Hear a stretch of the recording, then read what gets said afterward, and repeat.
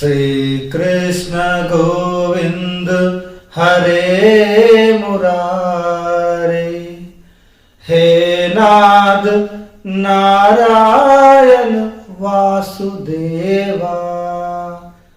श्री कृष्ण गोविंद हरे मुरारे, हे नाद नारायण वासुदेवा। श्री कृष्ण गोविंद हरे मुरारे, हे नाद नारायण वासुदेवा। శ్రీమద్భాగవత పురాణం. ఈ పురాణం వేదవ్యాసుడు తన కుమారుడు సుఖమహర్షికి చెప్పగా, సుఖమహర్షి పరీక్షిత్ మహారాజుకు చెప్పగా, సాక్షాత్తు శ్రీమన్నారాయణుడి యొక్క దశావతారాల గురించి, శ్రీకృష్ణుడి యొక్క బాల్య లీలల గురించి, వినోదాల గురించి ఈ పురాణం 12 స్కందాలతోటి 18,000 శ్లోకాలతోటి పొందుపరచబడ్డది. సౌనకాది మహామునులు నైమిషారణ్యంలో ప్రయాగ దగ్గర సౌనకాది 80,000 మంది సౌనకాది మహామునులు సూత మహాముని ఈ విధంగా అడగసాగారు, స్వామి, ఈ శ్రీమద్భాగవత పురాణం రెండవసారి ఎక్కడ జరిగింది, అది ఎవరు విన్నారు, ఎవరికి ఎవరు చెప్పారు? శ్రీమద్భాగవత పురాణం రెండవసారి ఎక్కడ జరిగింది, అది ఎవరికి ఎవరు చెప్పారు, దాని గురించి ఎవరు అడిగారు, దాని గురించి క్లుప్తంగా చెప్పండి స్వామి అని ఈ యొక్క సౌనకాది మహామునులు సూత మహాముని అడగగా, సూత మహాముని ఈ విధంగా చెప్పసాగారు, పుణ్యాత్ములారా, ఈ విధంగా ఈ యొక్క నిష్టగా వినండి. ఈ యొక్క శ్రీమద్ భాగవత పురాణం రెండవసారి తుంగభద్ర నది దగ్గర ఆత్మదేవుడు అనే ఒక బ్రాహ్మణుడు ఉండేవాడు. తుంగభద్ర నది దగ్గర ఆ ప్రాంతంలో ఆత్మదేవుడు అనే ఒక బ్రాహ్మణుడు ఉండేవాడు. ఆ బ్రాహ్మణుడు ధనవంతుడు, గుణవంతుడు, తర్వాత పుణ్యాత్ముడు, పూజలు యజ్ఞ యాగాలు చేసే నిష్ఠా గరిష్ఠుడు. ఈ యొక్క బ్రాహ్మణుడు అతను ఎంతో నిష్ఠతోటి పూజలు యజ్ఞ యాగాలు చేసేవాడు, చాలా పుణ్యాత్ముడు. అదేవిధంగా అతని భార్య అతనికి రివర్స్, అంటే టోటల్గా రివర్స్. అతను ఎడ్డమంటే తెడ్డం అనే రకము. అయితే ఈయన ఎంత నిష్ఠా గరిష్ఠుడు, ఆమె పూర్తిగా నాస్తిక వ్యవస్థ జీవనం సాగించేది. భర్త ఉదయం లేస్తే భర్తతోటి దాదాపు 5-6 సార్లు భర్తను తిట్టుకుంటూ జీవనం సాగించేది. ఆమె భర్తను తిడితేనే ఆమె కడుపు నిండేది. అబద్ధాలు మాట్లాడుకుంటూ జీవనం సాగించేది. పక్క వారితోటి గొడవలు, ఎదుటి వారితో గొడవలు, ప్లస్ ఆమె ఎప్పుడు అబద్ధాలు బూతులు మాట్లాడే జీవనం సాగించేది.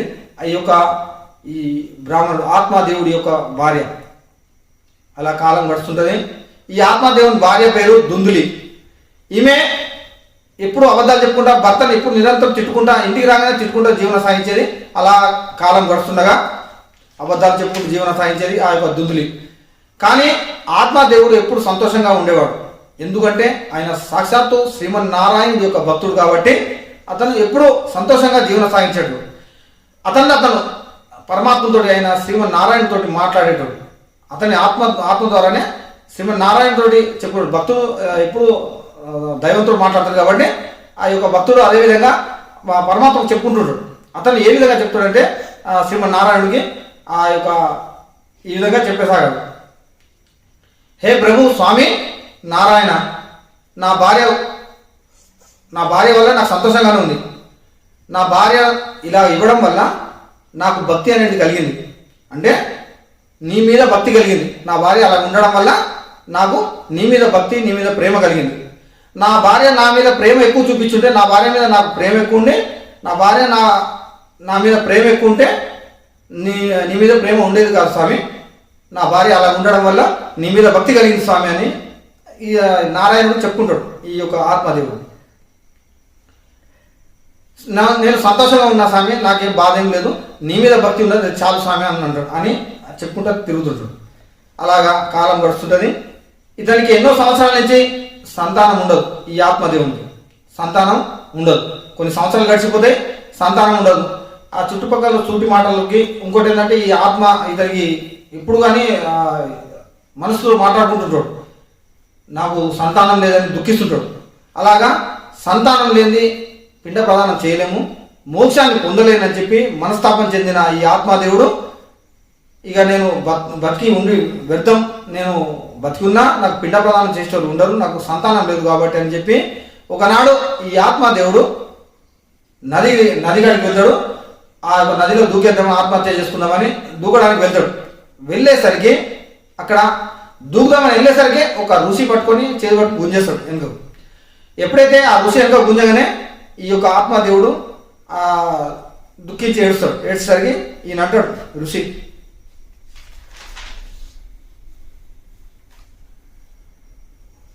ఏం పని చేస్తున్నావు, ఇంత ఇంత పని ఆత్మహత్య చేసుకోవాల్సిన అవసరం ఏముంది నీకు, నువ్వు ఈ నదిలో దూకాల్సిన అవసరం ఏముంది, ఎందుకు దూకుతాను అని అడుగుతాడు ఈ యొక్క ఋషి. అడిగేసరికి ఆయన కాళ్ళ మీద పడి ఏడుస్తాడు ఈ యొక్క ఆత్మదేవుడు. స్వామి, నాకు అష్టైశ్వర్యాలు అన్నీ ఆ పరమాత్మ ఇచ్చాడు, నాకు ధనాన్ని ఇచ్చిండు, అన్ని ఇచ్చిండు, నాకు భార్య ముడిచ్చిండు, అన్ని ఇచ్చిండు, కానీ నాకు సంతానం లేదు స్వామి, అందుకోసం సంతానం లేదు కాబట్టి నేను ఆత్మహత్య చేసుకోవాలనుకుంటున్నా అని ఈ యొక్క ఆత్మదేవుడు చెప్పేసరికి ఈ ఋషిని అంటాడు, జంతువునా నరజన్మ దుర్లభం, ఎన్నో జన్మ పుణ్యఫలం ఉంటేనే మానవ జన్మ వస్తుంది, మానవ జన్మ అంత ఈజీగా రాదు, మానవ జన్మ రావాలంటే ఎన్నో జన్మల పుణ్యం ఉంటేనే మానవ జన్మ అనేది వస్తుంది అని ఈ యొక్క ఋషి చెప్తాడు.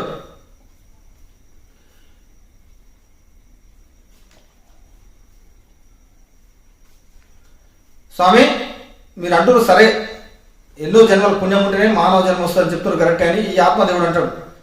సంతానం లేని జన్మ వ్యర్థం కాదు స్వామి, నాకు పిండ ప్రదానం ఎవరు చేస్తారు, నేను మోక్షం ఎలా పొందాలి అని ఆత్మదేవుడు అంటాడు. అనేసరికి ఈ యొక్క ఋషి అంటాడు, పిండ ప్రదానం అంటే, పిండం అంటే ఏంటి, పిండ ప్రదానం అంటే ఏంటిది, శరీరమే పిండం అంటే తల్లి గర్భంలో వచ్చేటప్పుడు పిండంగా వస్తాం, అలాంటి పిండాన్ని అలాంటి దేహాన్ని ఆ పరమాత్మ అయిన నారాయణుడి యొక్క పాదాల మీద పెట్టు, భక్తిగా పెట్టు, పిండ ప్రదానం ఎవరో వస్తారు, ఎవరో చేస్తారు, సంతానం వస్తుంది, నీ కొడుకులు వస్తారు, పిల్లలు వస్తారు, నీకు వార్ధక్య టైంలో నువ్వు చనిపోయే టైంలో నీకు పిండ ప్రదానం, నీకు శారదకర్మలు చేస్తావని అది ఒక భ్రమ.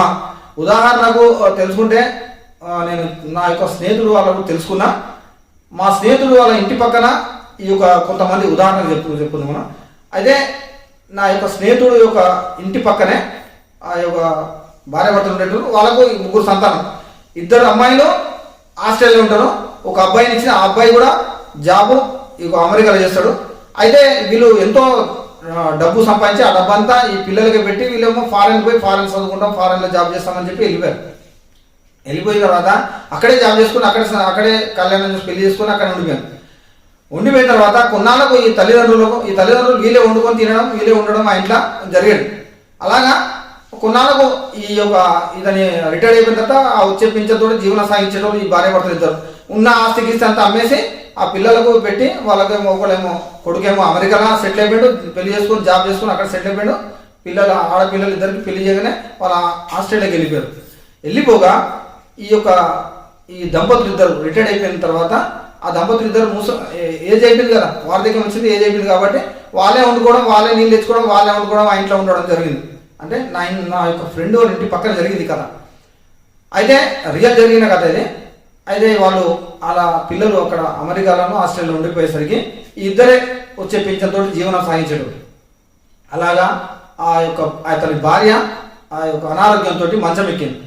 అట్లా భార్య మంచం ఎక్కేసరికి ఈయన వృద్ధుడు కదా, ఈయన కూడా సేవ చేసి ఆ భార్యకు సేవ చేసి టాబ్లెట్లు ఇచ్చి ఇచ్చుడు, వంట వండడం, తెచ్చి పెట్టడం జరిగింది. కొన్నాళ్ళకు ఇతను కూడా అనారోగ్యం వచ్చి ఈయన కూడా మంచం పాలేడు. ఎవరు, ఈ యొక్క భర్త కూడా. ఎప్పుడైతే ఈయన మంచం ఎక్కేసరికి ఈయనకు తెచ్చి పెట్టడం, ఆమెకు చేయాల్సింది ఈయననే కాబట్టి ఈయన ఆమెకు చేసి పెట్టింది లేకుండా ఉండేది. ఈయన కూడా మంచం ఎక్కేసరికి ఇద్దరు అనారోగ్యం పాలైపోయి ఇద్దరు ఒకరి తర్వాత ఒకరు చనిపోవడం జరిగింది. పక్కింటి వాళ్ళు కూడా తెలియదు ఈయన చనిపోయిన, ఇద్దరు చనిపోయిన విషయం పక్కింటి వాళ్ళు కూడా తెలియకపోయింది. అలాగా వీళ్ళిద్దరు చనిపోయి 7 రోజులు అయిపోయిన తర్వాత కూడా 7 రోజులు అయిన తర్వాత చుట్టుపక్కల స్మెల్ రాగానే వాళ్ళు ఈ యొక్క పోలీస్ ఇంటిమేషన్ జరిగింది. అట్లా వచ్చి ఇవన్నీ విషయం తెలిసేసరికి ఆ యొక్క పిల్లలకి ఇంటిమేషన్ వెళ్ళేసరికి 10 రోజులు అయిపోయింది. 10 రోజులు వెళ్ళేసరికి అక్కడ వాళ్ళకు వీసా దొరకలేదు, అక్కడ అమ్మాయిలకు వీసా దొరకడం జరగలేదు. వాళ్ళు చనిపోయి ఆ యొక్క మున్సిపాలిటీలు తీసి వాళ్ళకు దాన సంస్కారాలు చేసేసరికి ఆ 15 రోజులు దాటిపోయింది. ఆ పిల్లలు కూడా రాలేదు. ఎవరో వస్తారు ఏదో చేస్తారని ఈ ఉదాహరణ ద్వారా మనకు తెలుస్తుంది. ఎవరో వస్తారు ఏదో పిండ ప్రదానం చేస్తారని మనం అనుకుంటాం, కానీ ఎవరు చేయరు. అదే విషయం ఈ ఋషి ఈ ఆత్మదేవుడు చెప్తాడు, ఎవరు వస్తారో నా పిల్లలు నా సంతానం ఉంటుంది నాకు పిండ ప్రదానం జరుగుతుంది అని నువ్వు అనుకుంటాను. నీ దేహం నీకు నువ్వే ఉద్ధరించుకో. నీ దేహం ఉన్నంత వరకే ఈ యొక్క దేహాన్ని ఈ యొక్క ఆ యొక్క పరమాత్మ అయిన నారాయణ యొక్క పాదాల కాడ పెట్టు.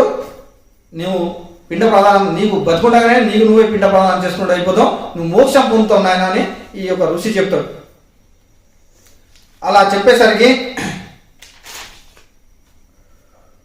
అన్న తర్వాత దుఃఖిస్తాడు. స్వామి నాకు మీరు చెప్తాను, మీరు ఇది సన్యాసులు కాబట్టి మీరు అలా చెప్తాను, ఆ బాధ ఏదో నాకు తెలుసు, ఆ యొక్క సంతానం లేకపోతే ఎంత బాధ ఉంటుందో తెలుసు అనేసరికి అప్పుడు ఈ ఋషి ఆయన పైన జాలి కలిగి ఆయన చిన్నప్పటి నుంచి ఈ యొక్క ఆ ఋషి ఆ శక్తి మొత్తం ఉపయోగించి చిన్నప్పటి నుంచి చేసిన తపస్సు శక్తి మొత్తం ఉపయోగించి ఒక మామిడి పండుని ఈ యొక్క ఆత్మదేవునికి ఇస్తాడు. ఈ యొక్క ఋషి ఈ ఆత్మదేవుడికి ఈ యొక్క ఋషి ఇస్తాడు. ఇచ్చిన తర్వాత ఈ పండు నీ భార్యకి నాయన, నీ భార్యకి ఇస్తే సంతానం కలుగుతుంది, నువ్వు సుఖ సంతోషాలుగా ఉండని చెప్పి ఆ ఋషి వెళ్ళిపోతాడు. వెళ్ళిపోయిన తర్వాత ఆత్మదేవుడు ఆ యొక్క పండు పట్టుకొని ఇంటికి వస్తాడు. ఆ దుందులి దగ్గరికి వస్తాడు, అంటే భార్య దగ్గరికి వస్తాడు.